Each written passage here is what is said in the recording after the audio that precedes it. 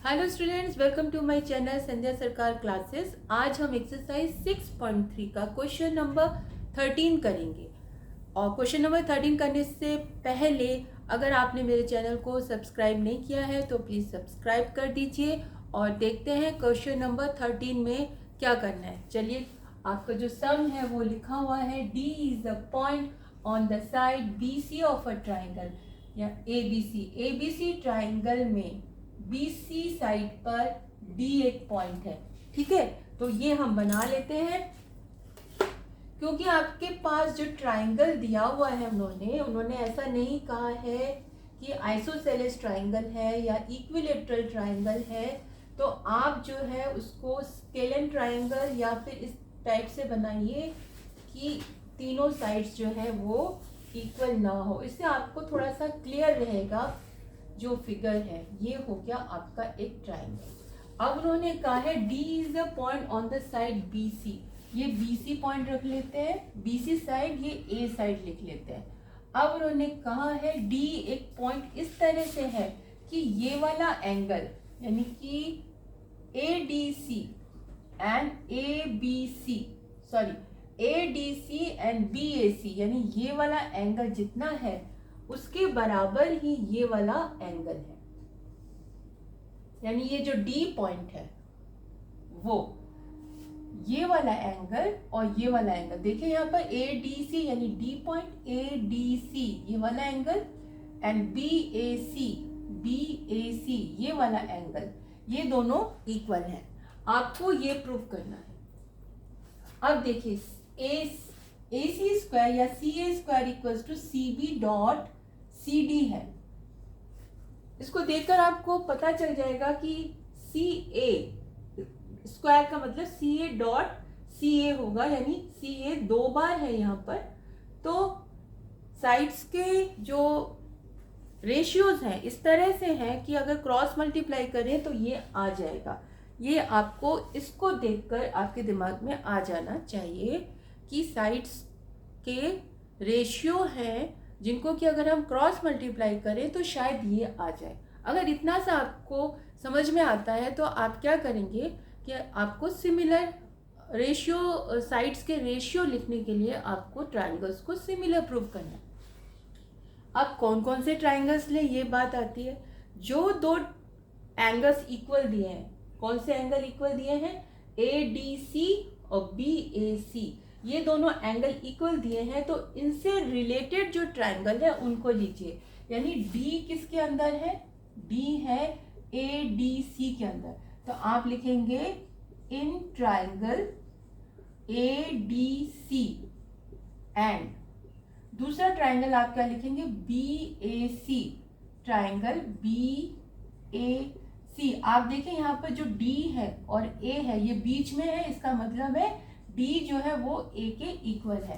तो आपको इस तरह से लिखना है। वैसे भी जो एंगल्स इक्वल होते हैं उससे भी अगर आप ट्राइंगल का नाम बनाएंगे तो करेक्ट ही आएगा।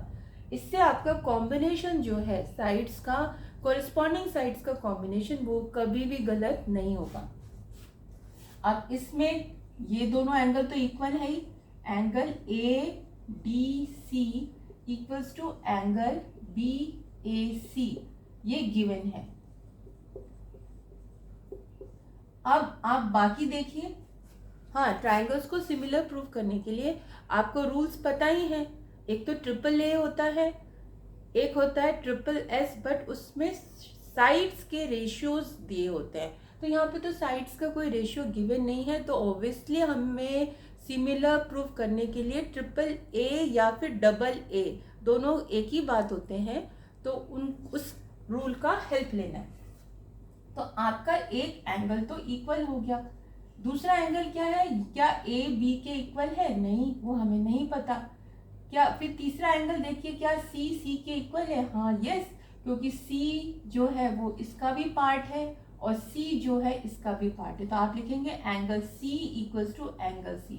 आप पूरा भी लिख सकते हैं ACD, यहाँ पर आ जाएगा आपका ACD एंगल। और इस एंगल की बात करें तो ACB ये क्या है, कॉमन है। वैसे angle C equals to angle C भी लिख सकते हैं। तो आपके कितने एंगल्स इक्वल हो गए? 2 एंगल्स इक्वल हो गए। तो आप लिख देंगे therefore triangle ADC is similar to triangle BAC। Rule क्या है? AA similarity rule. जब आपके ट्राइंगल सिमिलर प्रूव हो गए तो आप साइड्स के रेशियो लेंगे ताकि आपको ये मिल जाए। अब साइड के रेशियो लेने के लिए आपके पास AD और AB साइड है, DC और AC साइड है, AC और BC साइड है। आप इसमें देखेंगे कि इसमें कहीं पर भी AD नहीं है, तो हम ये वाला जो साइड है इसका कॉम्बिनेशन नहीं लेंगे। हम क्या करेंगे, बाकी जो दो कॉम्बिनेशन है उनको लेंगे। तो आप लिखेंगे देयरफॉर AC यहां से आया और यहां से क्या आया, ये शुरू में ऐसे लिया है आपने, तो इसका कॉरेस्पॉन्डिंग क्या होगा? BC होगा, BC। फिर आपने लिया DC, तो DC के नीचे AC आएगा क्योंकि DC लास्ट के 2 पॉइंट से मिलकर बना है, तो AC। ठीक है, आ गया। अब इसमें क्या करेंगे, क्रॉस मल्टीप्लाई से आप लिख देंगे AC या फिर square equals to CD dot BC, या फिर जिस तरह से इन्होंने लिखा है वैसे लिख सकते हैं, और CA square equals to CB dot CD। Proved. Dot का मतलब प्रोडक्ट होता है। प्रोडक्ट चाहे आप 3x5 लिखिए या 5x3 लिखिए, बात तो एक ही है।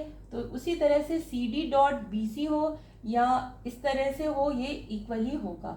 और ये तो आपका AC स्क्वायर है या CA स्क्वायर है, बात तो एक ही लाइन है। AC या CA लाइन एक ही होती है। तो इस तरह से आपका ये जो सम है जो प्रूव करने के लिए दिया था वो आपका प्रूव हो चुका है। होप आपको समझ में आया होगा। मैंने कोशिश की है सारे सिचुएशन को क्लियर करते हुए बताने की, और ताकि जब आप खुद करें कोई भी अननोन क्वेश्चन तो आप इन चीज़ों का ध्यान रखें ताकि कोई मिस्टेक ना हो। प्रैक्टिस करेंगे, एक दो क्वेश्चन खुद अपने आप करने की सोचेंगे तो धीरे धीरे आपको भी प्रैक्टिस हो जाएगी कोई भी सम आराम से करने की। होप समझ में आ रहा होगा। If you are liking my video, please subscribe my channel, give me a like, give me a comment, and don't forget to press bell icon. Thank you.